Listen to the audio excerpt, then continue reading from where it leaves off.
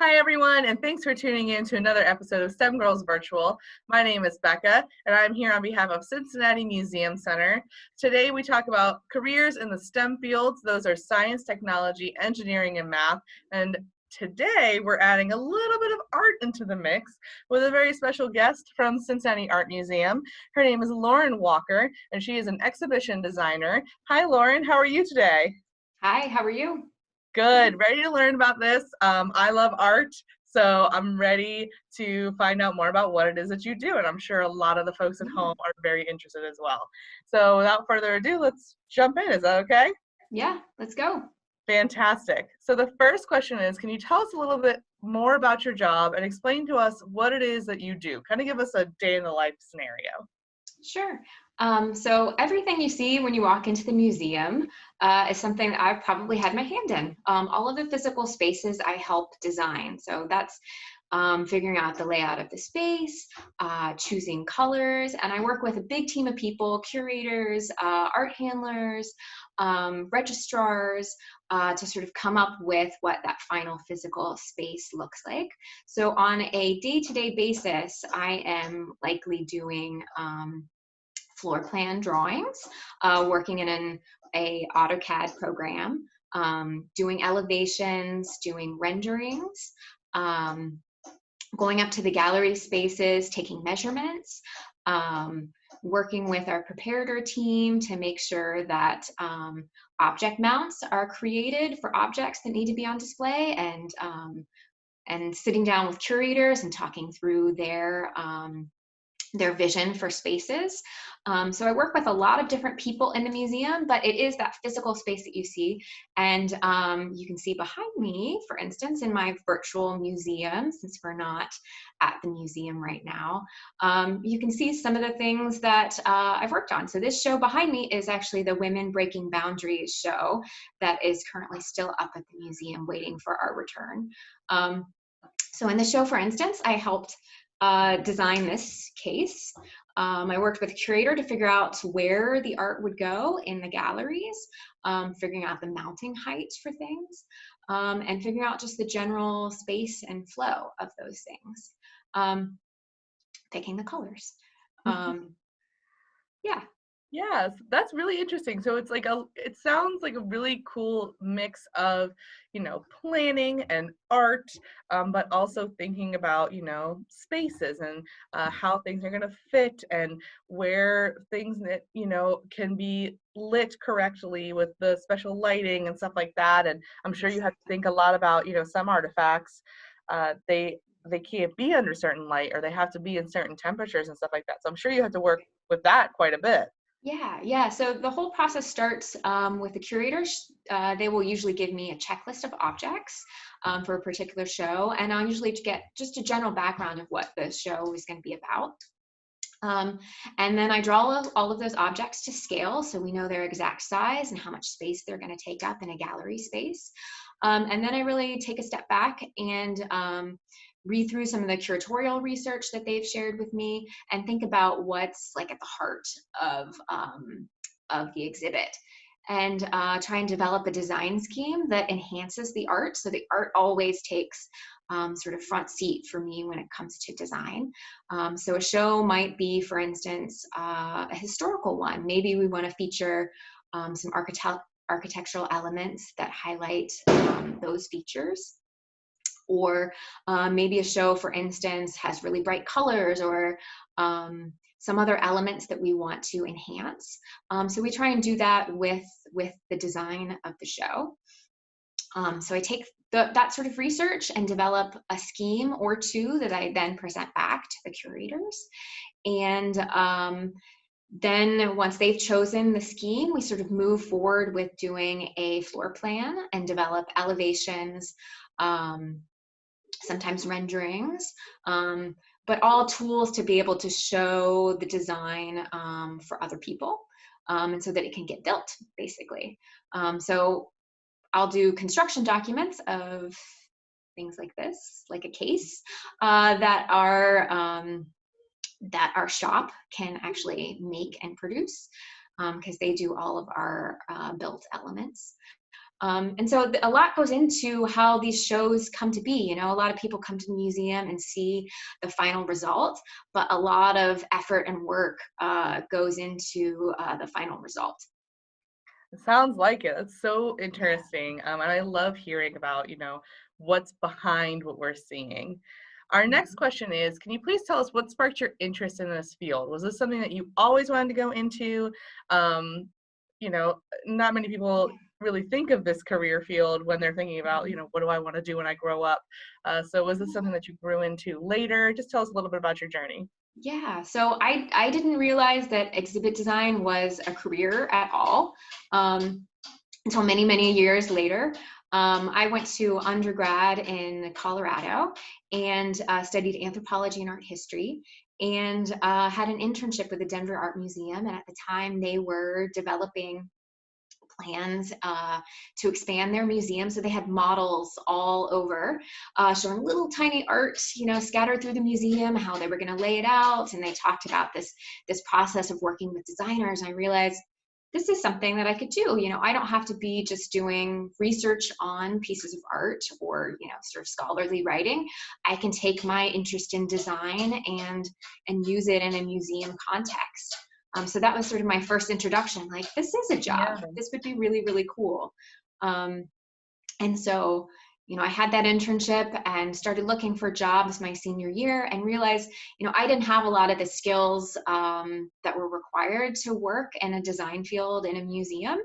And so I ended up going to graduate school in Washington, D.C., and getting some more hard skills, um, learning to do some hand drafting. I took some lighting design classes, um, just really getting some more hard design skills that would be able to serve me like in a real job situation.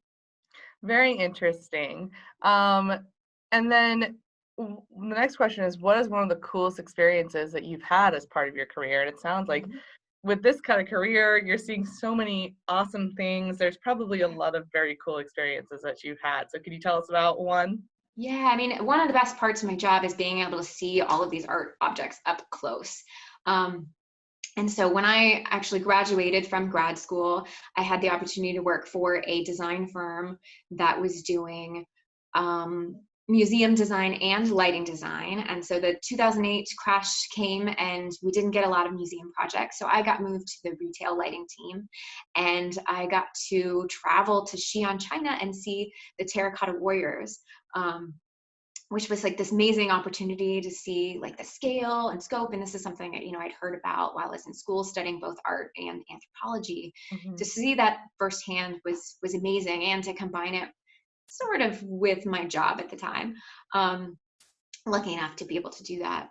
But then, 5, 10 years later, to be able to see the exhibit at the Cincinnati Art Museum and be able to be a part of designing that show was so special and so exciting.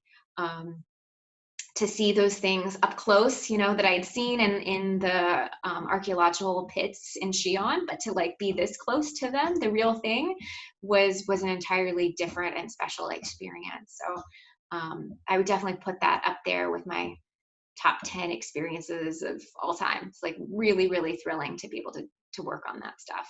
Yeah, I can't imagine. Like that is such an amazing, amazing archaeological find.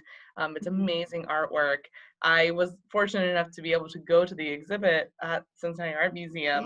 Yeah, I can't imagine what it was like seeing them in China, in their yeah. original area. That's so cool. So very Mhm. envious of that. That Yeah. is very, very cool.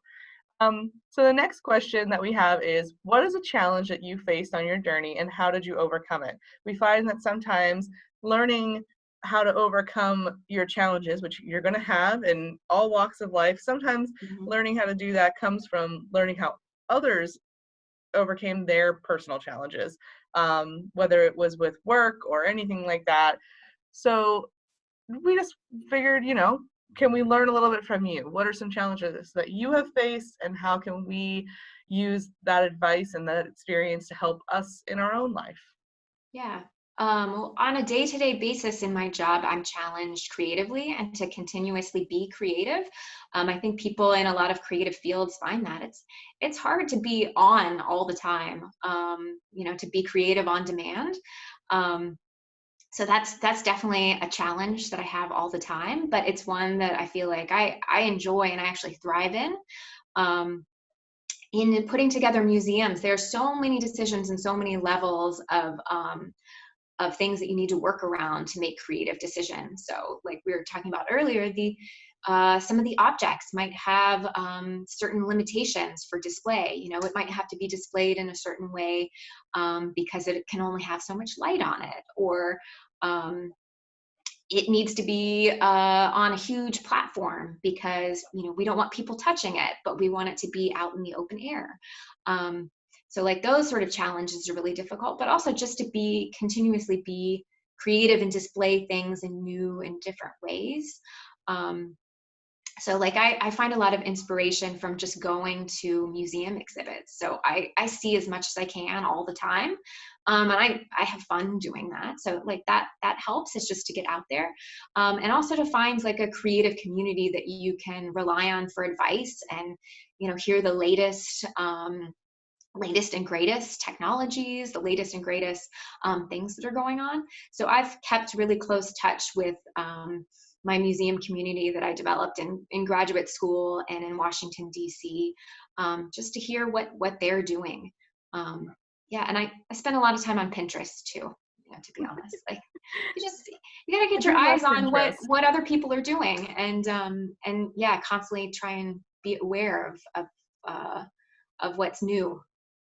That is great advice. Finding a community is so helpful. Um, and being able to have that group where you can bounce ideas, get fresh Yeah, perspective, get a fresh set of eyes, that's so helpful no matter what you're using it for, no matter what kind of group it is, whether it's a parenting group or a gardening group or just a we love math group.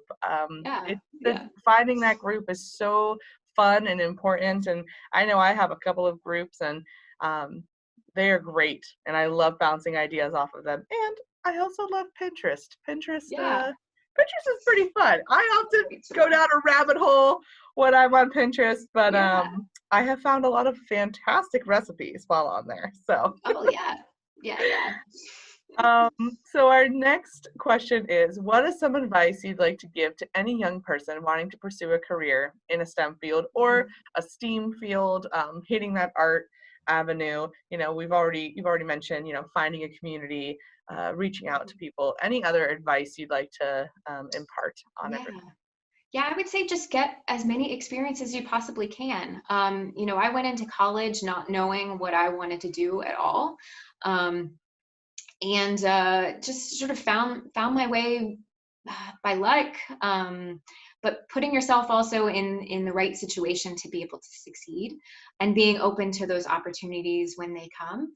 Um, so like I have a twin sister, and she studied art history and anthropology also, but ended up doing a complete opposite, not opposite, also creative field.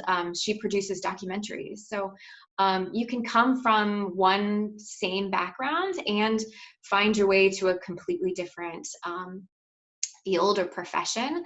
And so don't feel limited by what you study in school, I think would be my advice. That like there are lots of different jobs that are out there that you can use skills that you have from different education backgrounds. But just get as much experiences as you can and use those to your advantage.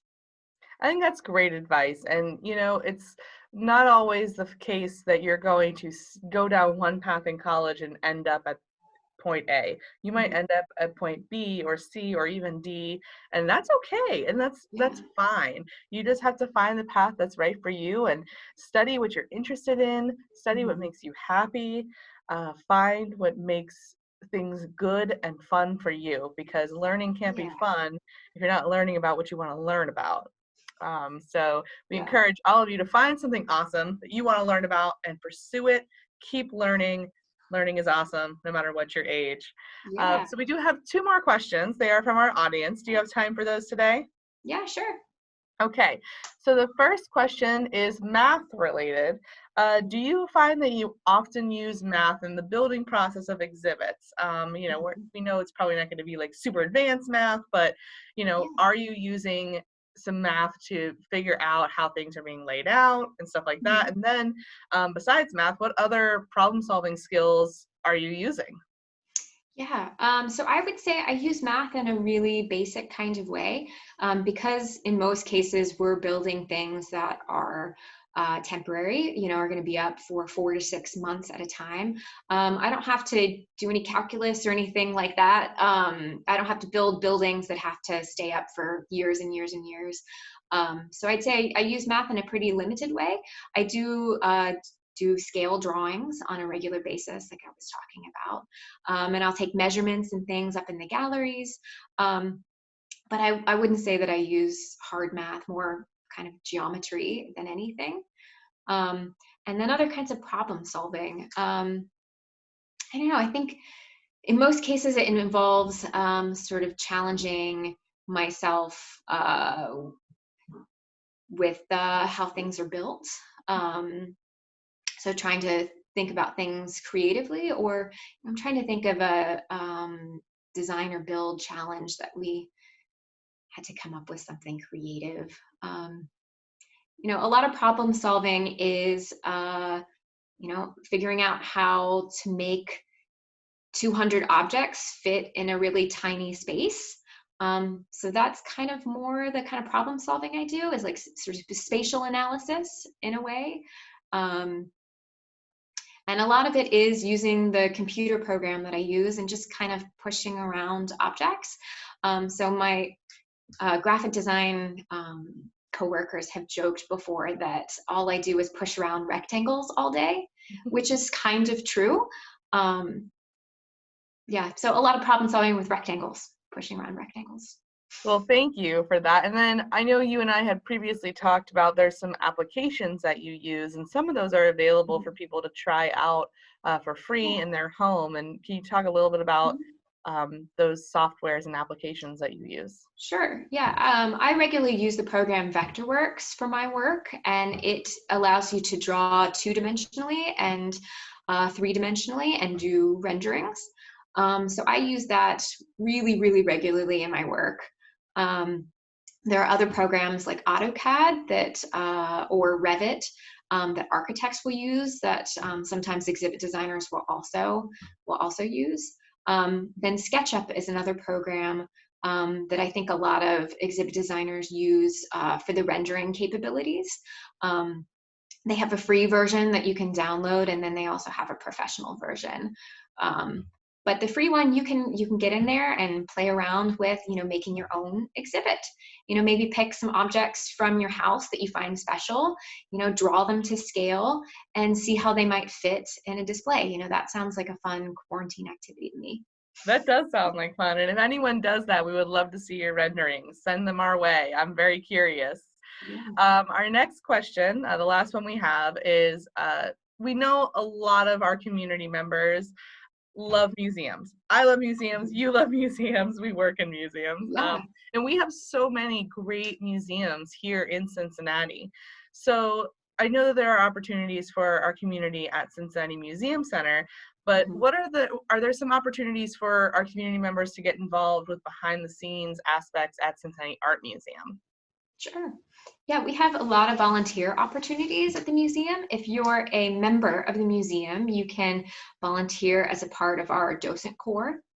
So that means giving tours to the public, learning about the art and the exhibits, and then giving tours that educate the public and our visitors. You can also become a volunteer in the Rosenthal Education Center, which is our rec center to some people. You do art projects in there and work with kids, to help plan projects for them that all, relate back to the exhibits that we're displaying. You can also volunteer in our museum shop. And we were working on doing an intern program for the summer that didn't happen this year, sadly, but hopefully will be happening in future summers, where you can intern with different departments of the museum and learn more about our day-to-day functions, about departments that you may not even know exist, or learn more about that.